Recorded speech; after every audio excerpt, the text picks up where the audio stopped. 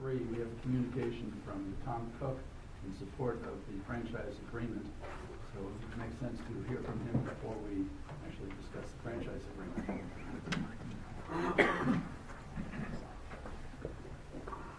Tom Cook, 10 Highland Avenue, Keene, New Hampshire. Thank you, gentlemen.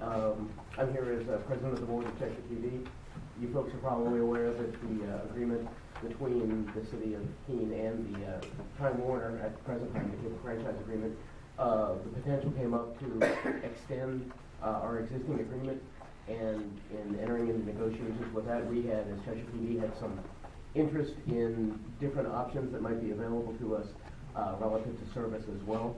And so ultimately, I think you have our support letter before you. Ultimately, we just wanted to let you and the rest of the city council know that we not only supremely appreciated John and Rebecca's representation of us and including us in the decisions, but all things told, we felt that the agreement that has been at least presented thus far, and I think the city and Time Warner are both happy with it. I think we're in full support of it. Thank you. Questions from Mr. Cook? Yeah, Mr. Cook, I was wondering, did Cheshire TV do any sort of survey asking the ratepayers whether or not they wanted to have a second TV channel? Asking our subscribers, you mean? Yeah. Not to my knowledge. I can certainly defer to Director of Operations Lee Perkins, but what we had, throughout our history, the greatest feedback we get is that the people appreciate the opportunity to see not only community events, but in particular, these kinds of meetings that we're recording right now and the city council meeting.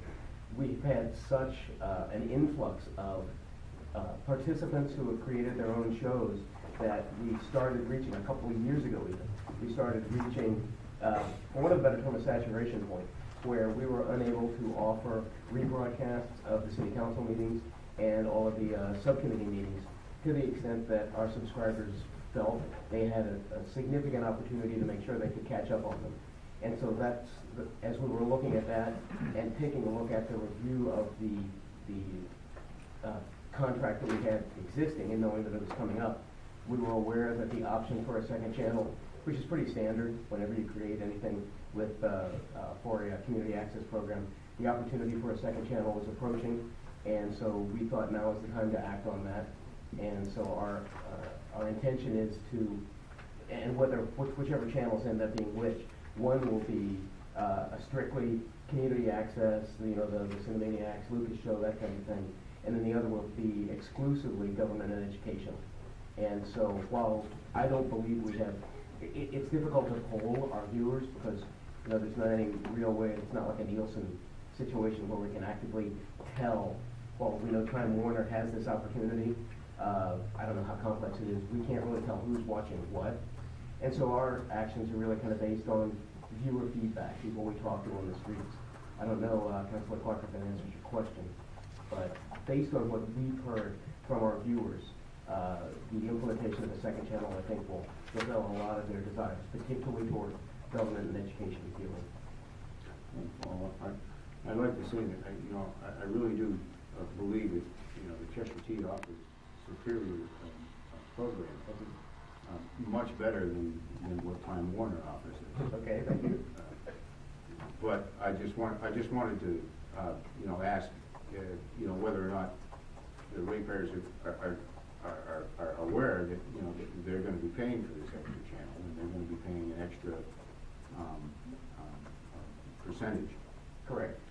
For this. So I was just kind of wondering whether or not, we're just coming forward with doing this because all the technical people and all of the people at the city think it's a great idea, but I'm just wondering whether or not people are actually watching the program and know that they're going to be charged extra for this, and if they've had any input into this process at all. I see. I may have misunderstood your original question. And if people who are concerned about that, and they should be, understandably, because you're right that our viewers and a percentage of the revenue that is gained from the city, a good percentage of it, not all of it, that comes to Cheshire TV to help pay for those operations, and that's paid through fees to the subscribers. As we've entered into these negotiations and had these discussions, for the past, ever since our iteration, I think that information has been available. The contract as it stands right now, it will take us up to essentially an equivalent of the average cable access cost throughout the nation. We've been significantly lower than most cable access fees throughout the nation. And so that will certainly be one of our attempts. We will need to come before you folks and the city council to request any increases in cable access fees. And that will obviously be an opportunity for the public and the subscribers to voice their opinion. But we're not trying to hide that in any way. It'll be certainly very much public information. But in as much as we can't gauge their interest in our channels, the opposite, I think, of that is true, that it's difficult for us to get that word out. We'll certainly be endeavoring to do that because we will be asking, as you say, for an additional few pennies, a quarter a month on a basic rate. I'm not sure exactly what those figures are, so don't quote me on that, please. But we will do our best to let them know this is what you're going to pay, because it will be extra. But hopefully also, this is the extra benefit you're going to get. You're going to get a second channel. You're going to get a lot higher quality programming and hopefully more availability of programming as we free up bandwidth. Does that address your question? Well, I thank you for the answer, and I thank you for the quality of the program that you've offered. Thank you. Yeah. You started hitting on what I was going to ask. The franchise fee, is that two-part? Is that on the basic bill, or is it on your whole bill? And about approximately how much would it cost for the basic person? I haven't put. One second. Yes, I'm sorry. Those questions probably should be on the other item, which is going to Okay. be Oh, okay. the IMS director. I just wanted to get this letter in. I understand. Straight out comments there and then hold your question. Anything regarding the letter as such? Information? Yep, we would, the finance committee recommends that we accept this as informational. Motion made and seconded. Anything from the public, councilors present, or committee?